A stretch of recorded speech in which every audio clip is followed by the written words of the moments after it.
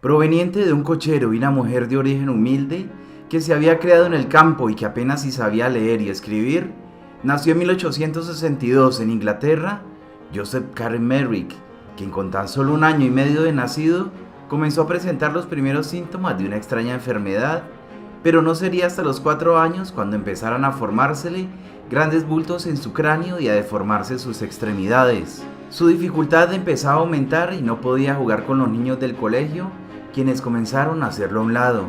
Afortunadamente, la reacción de su madre fue no dejarle solo y acompañarlo en todo momento, quien además ayudaba a los niños de la zona dando clases en la iglesia, llevándose siempre consigo a su hijo, lo que le convirtió en un chico muy dependiente de ella, además de alguien con muchas ganas de aprender, leer, escribir y estudiar, lo que se traduciría con el tiempo en una inteligencia y cultura por encima de la media. Joseph tenía 2 hermanos más.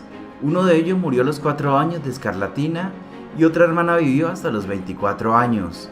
Ambos no tenían ni rastro de la enfermedad de su hermano ni ninguna malformación. Su padre abrió un pequeño negocio de manualidades y todos vivieron tranquilos hasta que su madre falleciera de bronconeumonía cuando Joseph tenía tan solo 11 años, siendo un duro golpe para el pequeño porque su madre era la única persona que realmente le quería. Su pesadilla comenzó en ese momento. Su padre entonces se volvió a casar con una viuda con 2 hijos. La familia se aumentó y el pequeño Joseph se convirtió en el estorbo, además que su aspecto cada vez era peor. Su madrastra entonces se empeñó en que trabajara para ganarse el alimento y lo sacó del colegio para trabajar en una fábrica de tabaco. Su infancia con la nueva familia era un infierno y recibía constante maltrato por parte de su madrastra y hermanastros que no lo dejaban comer y lo golpeaban sin piedad. Su cadera y sus piernas, así como uno de sus brazos y cabeza, estaban ya muy deformados, por lo que al final fue despedido de la fábrica de tabaco por ser incapaz de trabajar debido a su gigantesca mano.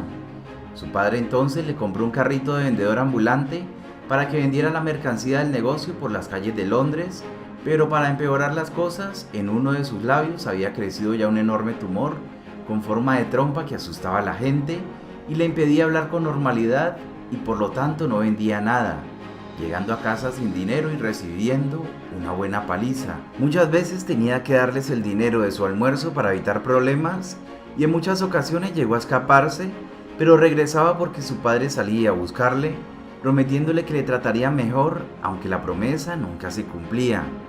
Finalmente, a los 15 años, cogió su carro de ventas y sus escasas pertenencias que aún podía vender y se marchó para siempre. Joseph vagabundeaba por las calles hasta que su tío Charles, quien era dueño de una barbería, lo recogió al darse cuenta de la situación terrible en la que estaba su sobrino. Joseph agradeció enormemente que lo acogieran en su hogar y nunca le trataron mal, pero se sintió una carga muy grande, además porque el matrimonio esperaba un hijo, por lo que decidió marcharse, aunque su tío no quería que lo hiciera. Se fue entonces a una de las llamadas workhouse, lugares donde los pobres vagabundos acudían para comer y dormir, a cambio de realizar trabajos muy duros como asfaltar calles, limpiar alcantarillas, repartir carbón, trabajar la fundición. No le quedó otra opción después de que fue denunciado y discriminado por el gremio de vendedores ambulantes y se le retirara la licencia por la imagen que daba de la profesión. Sin duda esta fue su peor época. Tendría incluso pesadillas con ese lugar y las condiciones en las que se vivía allí, además del maltrato y las continuas burlas para alguien tan deformado como él. Fue allí donde le operaron el tumor de 1,5 kg de carne en forma de trompa que tenía en su labio y que daría origen a su apodo, el hombre elefante. Mientras se recuperaba en el hospital, pensó en la manera de no tener que regresar a ese horrible sitio y la única salida que le quedaba a alguien como él era el circo. Supo por el periódico que en la ciudad estaba Santor, un promotor de circo muy conocido en su época, y decidió escribirle contando su caso para pedirle trabajo. El empresario rápidamente le incorporó a su espectáculo, que en aquel entonces recorría Inglaterra, convirtiéndolo en su principal atracción. Su vida en el circo le permitió viajar, aunque no salía de su caravana por no asustar a la gente, pero se hizo amigo de sus compañeros de profesión.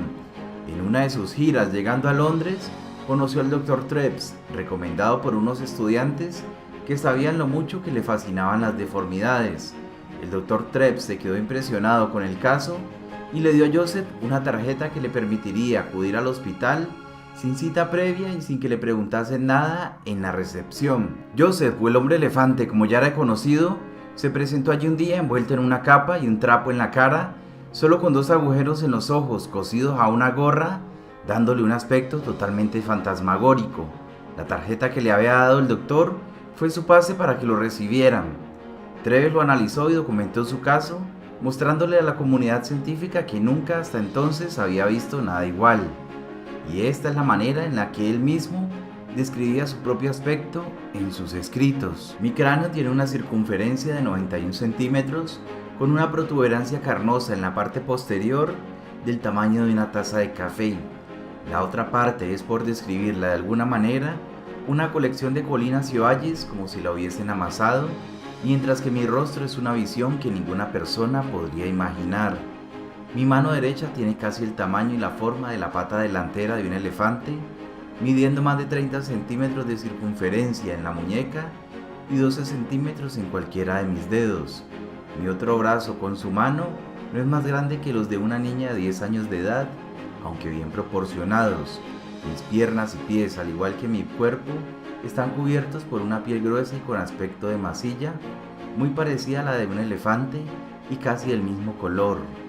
De hecho, nadie que no me haya visto creería que una cosa así pudiera existir. Sin embargo, su enfermedad era un misterio y del todo sin solución. Por eso no pudo quedarse mucho tiempo en aquel hospital, porque no se aceptaban enfermos incurables. Joseph era un ser inocente y muy sencillo en su manera de entender el mundo. Eso se nota en su infantil manera de explicar su propia enfermedad, creyendo realmente que fue producida por el ataque de un elefante a su madre cuando estaba en su vientre. Vi a la luz por primera vez el 5 de agosto de 1862. Nací en Lee Street, Leicester. La deformidad que exhibo ahora se debe a que un elefante asustó a mi madre. Ella caminaba por la calle mientras desfilaba una procesión de animales. Se juntó una enorme multitud para verlos y desafortunadamente empujaron a mi madre bajo las patas de un elefante. Ella se asustó mucho. Estaba embarazada de mí y este infortunio fue la causa de mi deformidad. El doctor Treves no se dio cuenta en aquellos primeros días de que Joseph era un ser extremadamente inteligente y sensible, porque se mostró tremendamente tímido. No dijo ni una palabra, estaba nervioso, lleno de miedo y además temblaba constantemente.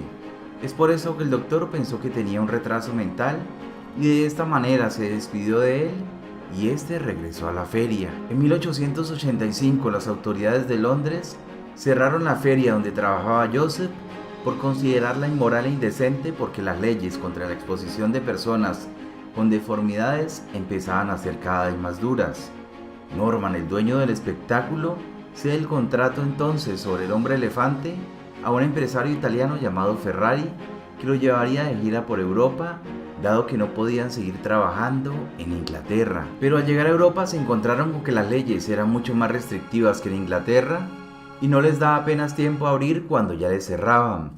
Además, el público empezaba a ver muy mal que se aprovecharan de gente como él para hacer un espectáculo, llevando a la quiebra a aquel circo. Ferrari abandonó a Joseph en Bruselas, llevándose las algo más de 50 libras que había ganado en los últimos 2 años como artista y dejándole completamente solo en un país del que no sabía nada ni conocía el idioma, además con su aspecto aterrador.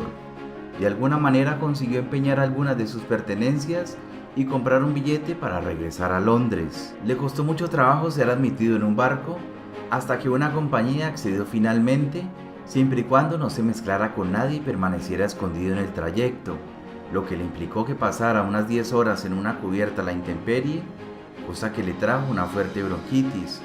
Llegó al puerto y posteriormente consiguió coger 2 trenes para llegar a Londres, pero cuando se bajó del último en la estación de Liverpool Street, alguien se dio cuenta de su aspecto, lo que provocó un gran tumulto. Cuando llegó la policía lo encontraron en un estado de nervios muy grande, gritando y sin conseguir articular alguna palabra. Lo único que pudo hacer fue sacar de su abrigo la tarjeta del doctor Treves, que llevaba en el bolsillo desde hacía 2 años cuando le examinó por primera vez, y de esa manera él y Treves volvieron a encontrarse. Una vez llegó Joseph al hospital, se reunieron fondos para conseguir que las habitaciones de arriba fuera en el hogar de Joseph, quien estaba emocionado por el buen trato recibido. En esta ocasión el Dr. Treves descubrió su carácter educado y su inteligencia superior a la media, lo cual le sorprendió muchísimo después de haberle tomado por un retrasado en su primer examen de hacía años. Le procuró además su amistad y la introdujo en el mundo social, incluso siendo visitado en varias ocasiones por la princesa de Gales. Una actriz que leyó de su caso en el periódico movió sus influencias para recaudar fondos para que el hospital le permitiera quedarse allí indefinidamente. En el momento más feliz de su vida, cuando todo el mundo le aceptaba y tenía el cariño y la amistad de todos en el hospital, Joseph murió desnucado en su cama. Su enorme cabeza le impedía dormir acostado y debía mantener una postura para no morir asfixiado por el peso de sus tumores sobre la tráquea. De esta manera entonces, el 11 de abril de 1890, a la edad de 27 años, terminó la vida de Joseph Carey Merrick, el llamado Hombre Elefante. Si el video te gustó, apreciaría mucho tu pulgar arriba. Más personas como tú están buscando información como esta. Ahora tú la tienes, otro también la quiere. Por favor, compártela. Date una vuelta por el canal y suscríbete para que conozcas más historias interesantes. Hasta pronto.